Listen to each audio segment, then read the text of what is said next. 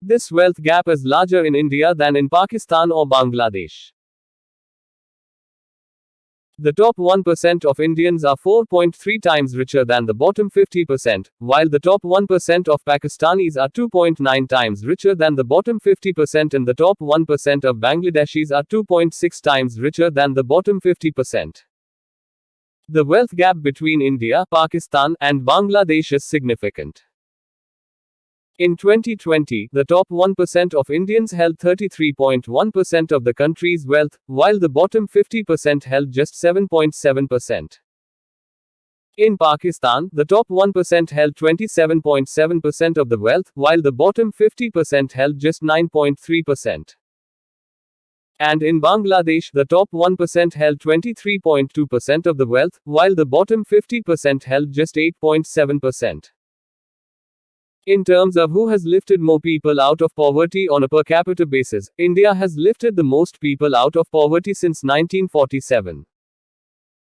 According to the World Bank, the number of people living in extreme poverty in India fell from 400 million in 1990 to 273 million in 2015. This is a significant achievement, and it is due in part to India's economic growth. However, India still has a long way to go to eradicate poverty. Pakistan and Bangladesh have also made progress in reducing poverty, but not to the same extent as India. The number of people living in extreme poverty in Pakistan fell from 110 million in 1990 to 55 million in 2015. And the number of people living in extreme poverty in Bangladesh fell from 80 million in 1990 to 26 million in 2015. On a per capita basis, India has lifted 1.4 people out of extreme poverty for every 1 person lifted out of poverty in Pakistan, and 1.9 people lifted out of extreme poverty for every 1 person lifted out of poverty in Bangladesh.